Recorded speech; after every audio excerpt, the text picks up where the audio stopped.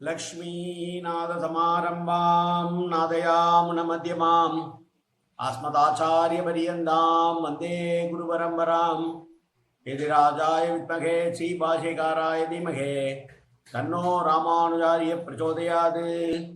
ஆழ்வார்கள் திருவடிகளே சரணம். எம்பெருமானார் திருவடிகளே சரணம். ஜீயர் திருவடிகளே சரணம்.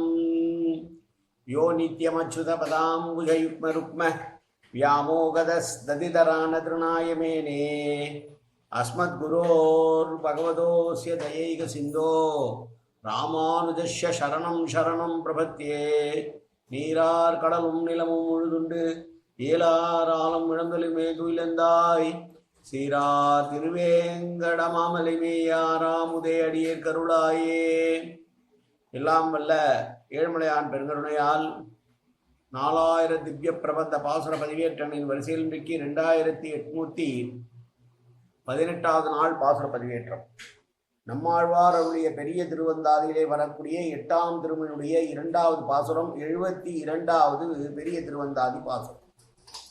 பெரிய திருவந்தாதிக்காகவே ராமானுஜாச்சாரியார் ஒரு தனியினை அருளி இருக்கிறார். அந்த தனியினை பார்ப்போம். முந்துற்ற நெஞ்சே முயற்சி தரித்துரைத்து வந்தித்து வாயார வாழ்த்தியே சந்தம் உருகு ஊரும் சோலை சூழ் மொய் பூம் பொரு நல் குருகூரன் மாறன் பெயர் கூறு என்பதால் 72வது பாசுரம். முதலாம் திருவுருவம் மூன்றென்பார், ஒன்றே முதலாகும் மூன்றுக்கும் என்பார். முதல்வா நிகர் இலகு கார் உருவா நின்னகத்து அன்றே புகர் இலகு தாமரையின் பூ என்று சொல்லுகிறார். முதல்வா என்று சொல்லுவதன் மூலமே சகலவிதமான பரம்பூதகனாக பரம்பொருளாக இருக்கக்கூடியவன் சகல காரண பூதனான பெருமானே என்று அர்த்தம்.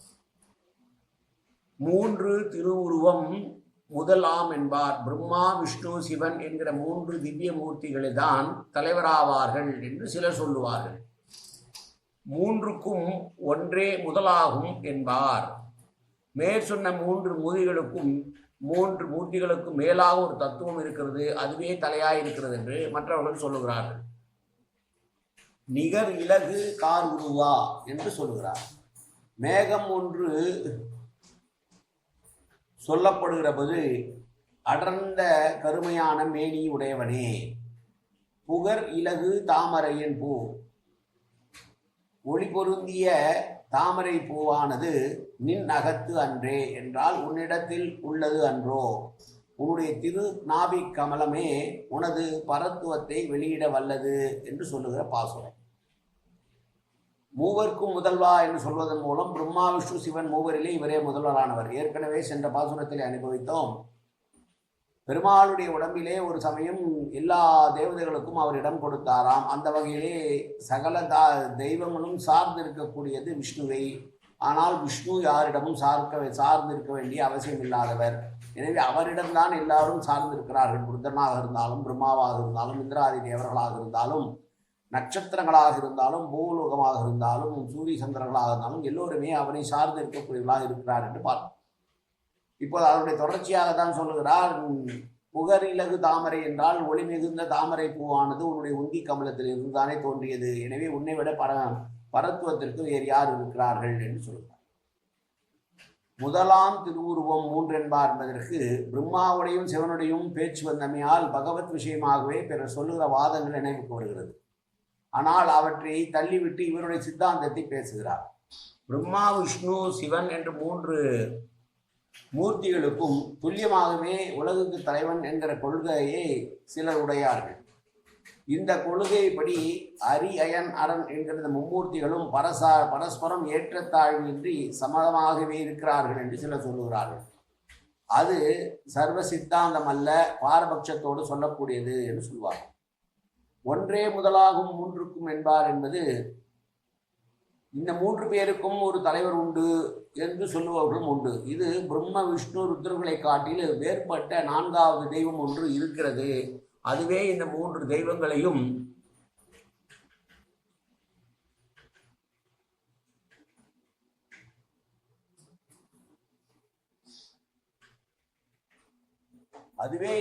தத்துவங்களுக்கும் தலைமையானது என்பவர்கள். அவர்கள் துரிய பிரம்மவாதிகள் எனப்படுபவர்கள். அவர்களுடைய பட்சமும் சவசித்தமானதல்ல. இதனால் காட்டப்பட்டது ஸ்ரீ நாராயணன் ஒருவே பரதத்துவன் என்பது தோன்ற முதல்வா என்று விழிக்கிறார். சேவிக்கும் போதே சகல தாபங்களும் ஆறுபடியான திருமேனி கொண்ட தெய்வம், பரத்துவத்தை விளக்கக்கூடிய தெய்வம். ஒரு உருவம் பொன்னுருவம் என்றும் செந்தி என்றும் மா கடலுருவம் என்றும் ஒத்து நின்ற மூரலகம் கண்டபோது ஒன்று ஆம் சோதி முகிலுருவம் எம் அடியாளுக்கு அருளானே என்று திருமங்கையாழ்வார் திருநெடுநாடகத்திலே பாடுகிறார். ஸ்ரீமன் நாராயணனே பரதத்துவத்திற்கு உள்ளவன், அவனே தலைவன் என்று பொருந்துமாறு விஷயத்தை காட்டுகிறார். நின் அகத்தன்றே புகழிலகு தாமரை பூவின் என்பதனாலே சிவன் பிரம்மாவிடத்து தோன்றியவன் என்றும் அந்த பிரம்மன் உன்னுடைய திருநாவல்களிடத்தில் தோன்றியவன் என்றும் சாஸ்திரங்களிலே சொல்லியிருக்கும் போது அந்த தாமரையை திருநாவிலே உடையவன் நீ அன்றோ, பரத்துவத்துக்கு உள்ள தகுதி உள்ளவன் நீயே, எல்லோரையும் காட்டிலும் உயர்ந்தவன் என்று சொல்லுகிறார். இந்த பாசுரத்தை பட்டர் பிரான் அவர்கள், கூரத்தாழ்வாருடைய திருமகனான பட்டர், ஸ்ரீ ரங்கராஜஸ்தவ பூர்வ சதகத்தில் பெரிய ஒரு ஸ்லோகமாகவே சொல்லியிருக்கிறார். திரியோ தேவாஸ்துல்யா த்ரீதய மிதத்வம் அதிகம் திரிகா தஸ்மாதத்வம் பாரமிதி விதர்காந்த் விகடயாந்த் விபோ நாபிபதமோ விதிசிவனதானம் பகவத தத்ய வித்கிராந்த் விகடயந்த் விபோ நாபி பத்மோ விதிசிவனதாம் பகவத் தன்ய பரரூபங்கரபாவாதி சித்தாந்தயதீன என்பதாம். இந்த ஸ்லோகத்தினுடைய பொருளையும் சிறிது விவரிப்போம். அரி அயன் அரண் என்று 3 தெய்வங்களும் சமம் என்று சொல்வார்கள். ஸ்ரீய மதம், அத்வைதம் இந்த 3 தெய்வங்களுக்கும் வெவ்வேறு அல்ல, ஒன்றே என்பர் சிலர். கீழே சொன்னது திருமூர்த்தி சாமியவாதம். இது ஐக்கியவாதம். வஸ்துக்களின் பேதத்தை ஒப்புக்கொண்டு அவற்றுக்கு ஏற்ற தாழ்வுகள் இல்லாமை சொல்லுவதும் சாமியவாதம் என்று சொல்லுவார்கள். வஸ்துக்களுக்குள் பேதத்தையே ஒப்புக்கொள்ளாமை ஐக்கியவாதம் எனப்படும். இந்த ஐக்கியவாதம் இப்பாட்டில் சொல்லப்படவிடையாகிலும் அதை நாம் நிரசிக்காமல் ஆழ்வாருடைய திருவள்ளம் என்று உணர்ந்த பட்டர் அதனை எடுத்து கூறுகிறார். 3 தெய்வங்களை காட்டிலும் மேற்பட்டதான துரிய பிரம்மே பரத்துவம் என்று உத்தரியவாதம் பண்ணுவோர் சிலர். இப்படிப்பட்ட சங்கைகளை எல்லாம் அடியறுக்கின்ற திருநாபி கமலமானது பிரம்மருத்ராதர்களுக்கு முதற்கிழங்காயிருந்து கொண்டு உலகமெல்லாம் எம்பெருமானுடைய பூர்வ நெறிப்புக்கு பரவசப்பட்டது என்கிற சித்தாந்தத்தை நமக்கு நன்கு தெரிவிக்கிறது. ஆகையாலே பாசுரத்தின் மொழிபெயர்ப்பாகவே பட்டருடைய ஸ்லோகம் நினைத்து பார்க்கத்தக்கது. 3 தெய்வங்களிலே முதலானவனாக இருக்கக்கூடியவன் பரம்பொருளான பெருமான் எம்பெருமான் வேங்கடநாதனே என்று சொல்லுகிற பாசுரம்தான் இந்த பாசுரம். மீண்டும் ஒரு முறை பாசுரத்தை பார்க்கலாம். முதலாம் திருவுருவம் 3 என்பர், ஒன்றே முதலாகும் 3க்கும் என்பர்.